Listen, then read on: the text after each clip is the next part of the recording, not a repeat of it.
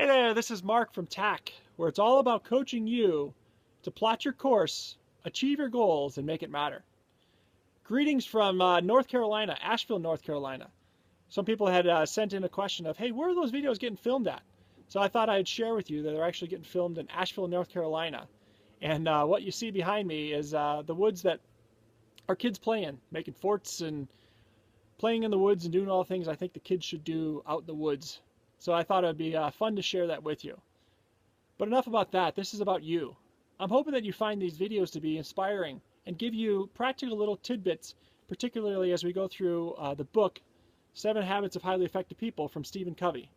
Again, I recommend that you read this whole book and recommend that you use it in your daily and your personal life.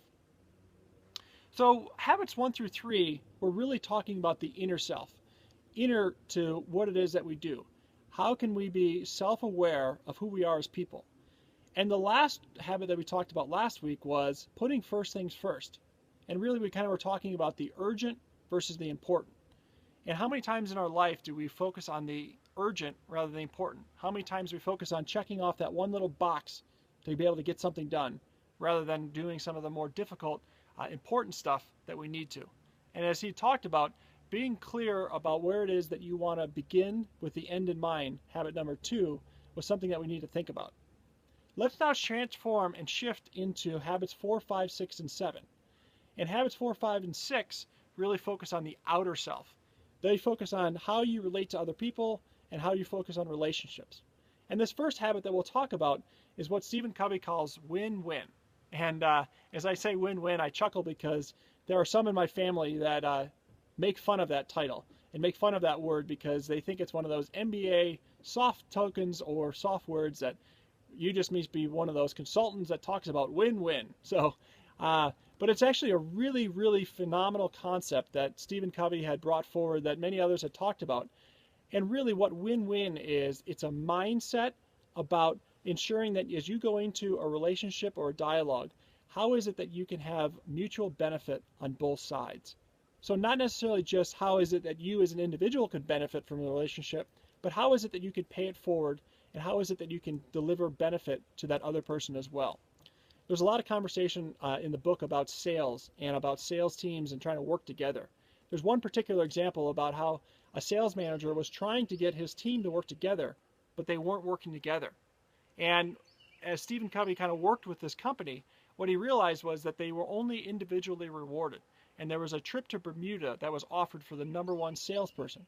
And what ultimately happened was that they were all driving for that one reward, and there wasn't a win-win. There was a win-lose situation. So what Stephen Covey talks about is there ways that you can think about a win-win situation in all of your interactions? So think about that. Is there a way that you can have a win-win? Secondarily, what he talked about is this abundance versus scarcity mentality. And do you have an abundance mentality where you think that there is just an abundance of people, abundance of opportunity? Or do you have a scarcity mentality where you might be thinking about, oh no, I've got to be protective of this or protective of this or protective of this? What is your mindset? And I would encourage you to think about an abundance mentality. There are so many great things in our world and so many great opportunities to pursue. Pursue those great abundant opportunities and have a mindset of abundancy. The last thing that I want to cover in this section is what he talks about is emotional bank accounts. And those emotional bank accounts are relationships. So think about your close friends or family. Think about your close colleagues at work. How much time do you spend working on that relationship? And what Stephen Covey talks about is the concept of emotional bank deposits. And when you spend time with somebody to get to know them, spend time with understanding who they are, you deposit in that emotional bank account. One of the things I think about is I've got some friends from high school that I don't see as often as potentially we would like to, but it's just a function of life. And we've got so many deposits through high school times, through college times, through conversations, dialogues, through retreats, that we've got a lot in that emotional bank account. So that when we get together and share a meal or share times together, it's like no time has passed. So I'm sure you have some of those relationships and some of those dialogues. But as we come into Christmas season, if you're watching this video currently, think about what it is that you can do to foster and deposit more in those emotional bank accounts.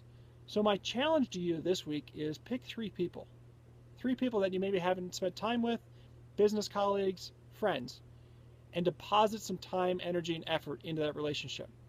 Because the more that you spend time, energy, and effort into that relationship, the more that it'll be beneficial down the road. And think about how it is that you can create a win-win situation.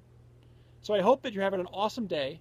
I hope that you continue forth and continue with all the great successes that you're doing, and really challenge you to think about three different relationships that you can focus on this week and deposit some time, energy, and effort into them. Thanks so much and have a great one.